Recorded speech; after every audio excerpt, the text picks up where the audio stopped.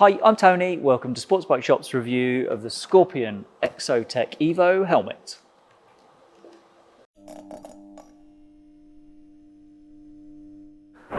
The Scorpion Exo-Tech Evo is one of our more popular flip-over helmets. At a starting list price of £249.99, it's competitive on money and it's got a well-known brand behind it. This style of helmet, the flip-over, is growing in popularity all the time because it effectively gives you two helmets in one. When the chin bar is rotated to the back of the lid, it's an open-face helmet with a visor, then close the chin bar and it's a full-face helmet. With the chin bar at the back, weight distribution and aerodynamics are both better than you get on a regular flip-up, which would have the chin bar sat on top of the lid. You also retain use of the main visor, where on a regular flip, the visor is stuck behind the chin bar and becomes unusable when you're riding with the lid open. On this Exo-Tech Evo, there's a single red button at the tip of the chin bar, which you press to release the lock.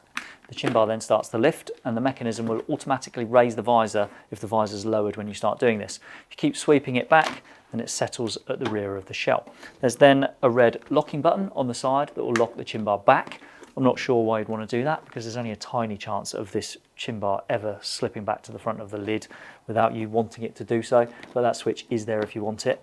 I think this is more likely to be relevant if you accidentally nudge it back and then don't know why the chin bar won't come back over the front of the helmet. So if you're wondering why it won't slide back over, the first thing to check is that that switch is in the forward position.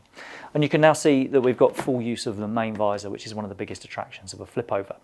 When you come to close the helmet up again, the visor again will automatically lift if it's in the way, and then the chin bar clicks into the locked position.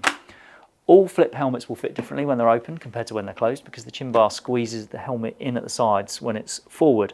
But this helmet has quite a pronounced difference between the fit in open and closed positions. So I'd say this is one where you definitely need to try it on in both open face and full face configuration to make sure it's comfortable for you in both states. The Exo-Tech Evo is dual homologated, which means it's been safety tested as both an open face and a full face helmet. That means it's legal to wear it in either setup while you're riding. The shell material for this helmet is thermoplastic, which is in keeping with the relatively budget price. That does also mean it's relatively heavy. This size medium weighs in on our scales at 1,829 grams. It's not the heaviest flip over around, but it is towards the top end of the weight spectrum. Although owners don't seem to mind too much as there's no real criticism over weight, and one owner even goes as far as saying it's a light helmet. But if that weight figure is a bit too high for you and you've got more money available, then Scorpion have the Exo-Tech Pro and Exo-Tech Carbon Evo in their range. The Exo-Tech Pro has a helmet shell made from composite fibre and that weighs 1,672 grams, and the Carbon Evo has a carbon shell and that one tips our scales at 1,591 grams. Both of those have more respectable weight figures. Both helmets are £349.99. That's between £70 and £100 more than this helmet, depending on whether you want this one in a plain colour or a graphic. You also get a second tinted visor in the box with those two helmets, which does soften the blow of the extra payment a little bit. Anyway, back to this Exo-Tech Evo. Venting at the chin comes through this slider here. When it's open, air can then move through channels at the top of the chin bar to bring some fresh air into the lid. It's not a direct flow of cooling air that you can feel whacking you in the face, but it does feel fresher inside the helmet when this is open, and that actually performs better than I expected. Up top, sliding this shutter back exposes two holes that go down into the helmet. There are then channels in the EPS impact liner to let air travel over your head. Those channels take the air to the lower back of the helmet. There are no exhaust vents, so it has to escape at the bottom of the helmet by the neck roll. That vent feels like it's more about extracting hot air really rather than forcing cooling air inside the lid. Overall, I found venting with this helmet to be adequate without it really impressing me. Okay, let's move on to the visor. It's a KDF 18-1. It's easy to remove by picking off covers at the top of the sliders and then pivoting the visor forward. There's one intermediate step between open and closed, which is this city position here. I found this okay as a way of getting some airflow in while riding at low speed, but some customers say it's a little bit too large for their tastes. The final press seats the visor against the seal, and then you've got lifting tabs on either side just off the centre. It's protected against mist by Pinlock 70, which is supplied in the box. Hopefully it will fit easily at the right tension straight away. I say that because the pins are basic types that need to be pressed out and then pushed back in a new position if you do need to adjust the pin lock. That's a rarity for Scorpion, who normally fit pins with external screws, and that makes adjusting the tension much more easy. I found the visor gave good peripheral vision. The shape of the visor is more like an adventure lid really, so it offers plenty of breadth and also plenty of height. There's an internal sun visor which lifts and lowers on a sliding switch on the left rim. I found this had a good amount of depth and also a decent amount of tint to cut down on sun glare. It's coated with anti-fog, but on a damp cold morning on a bike with a tall screen, I suffered with misting on the sun visor. Okay, let's go inside. The comfort liner is covered with Scorpion's Quick 3 fabric, which is antimicrobial and hypoallergenic. I found it comfortable and also easy to remove and refit back into the helmet. There are thin down sections at the top of the cheek pads for spectacle arms, and I found they worked well for me.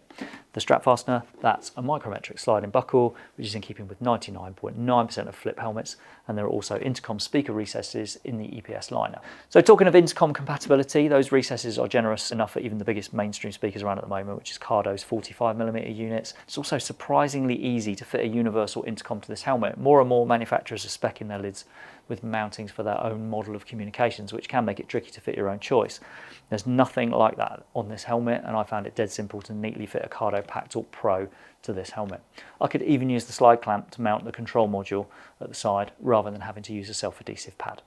Now then, let's cover off sizing, prices and approvals. Before I wrap up, the Exo-Tech Evo comes in sizes from extra small up to double extra large.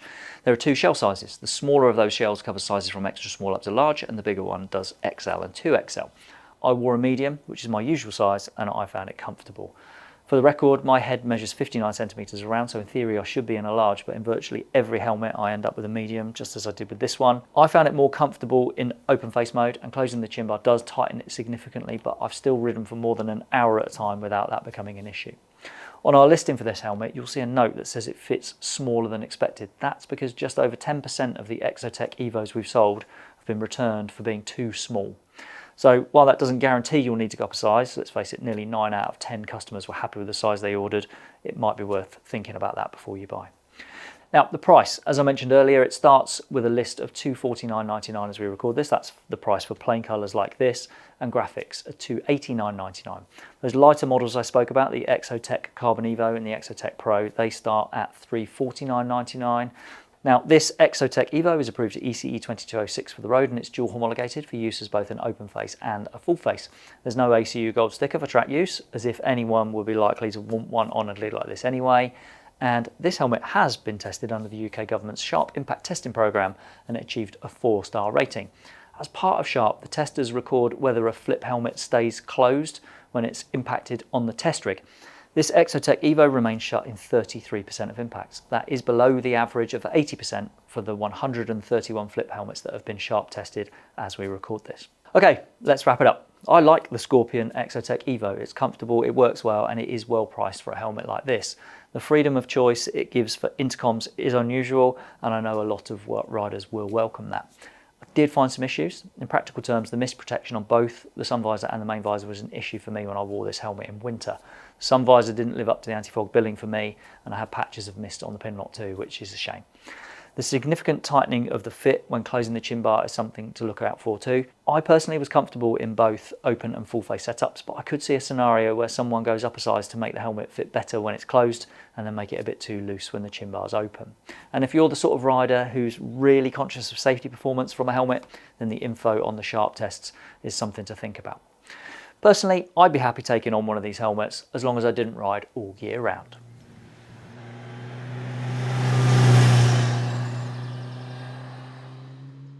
I hope that tells you everything you wanted to know about the Scorpion Exo-Tech Evo, but if there is anything you'd like to ask or to add, then please pop a comment below. Thanks for watching.